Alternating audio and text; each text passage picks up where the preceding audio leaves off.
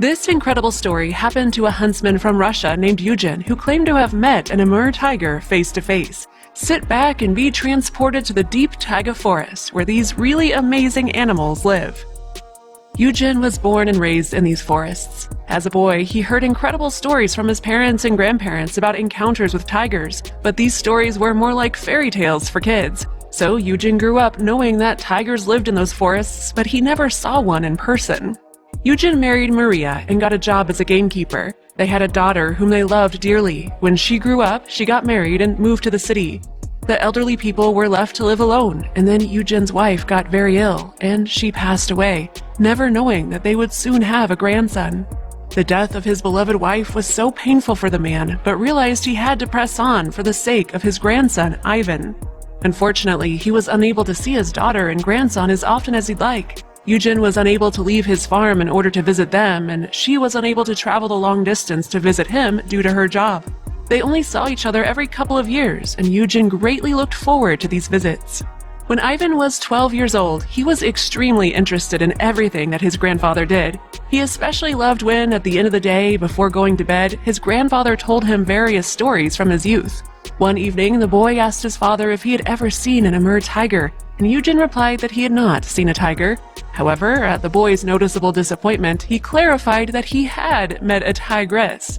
Ivan perked up and settled in to listen to his grandfather's story about meeting the Amur tigress.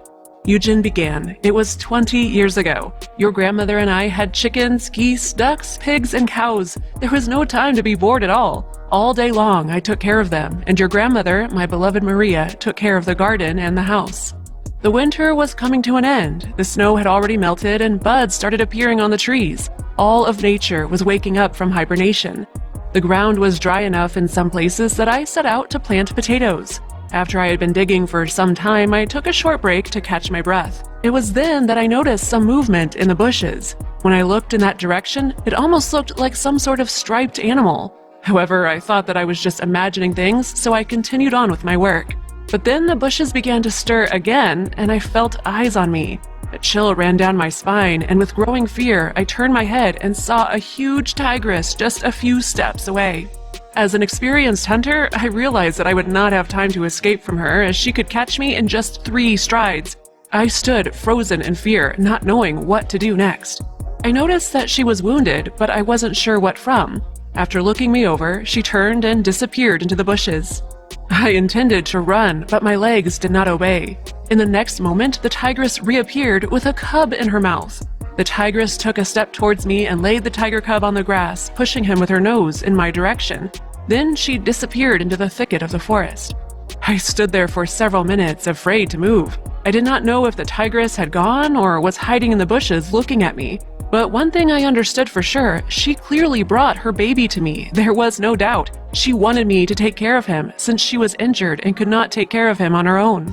After a while, I went up to the small striped cub and looked at him. He was so little, about a month old. He clearly did not yet know how to feed on his own, and now he was lying on the grass and desperately meowing, calling to his mother.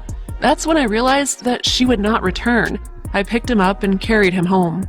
You should have seen the look on your grandmother's face when she saw a real live tiger in my arms. We sat together and looked at him, not knowing what to do.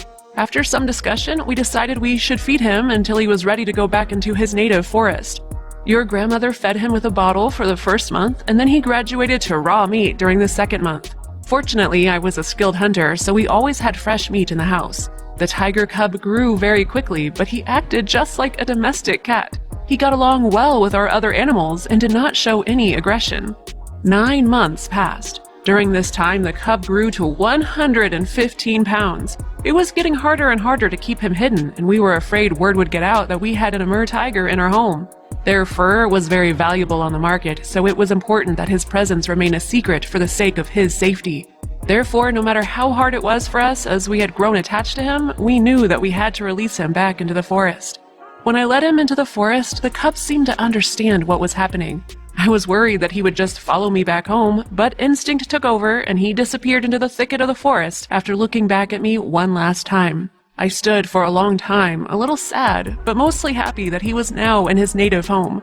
You're probably wondering what happened to his mother, as I often did, until one day I learned the answer.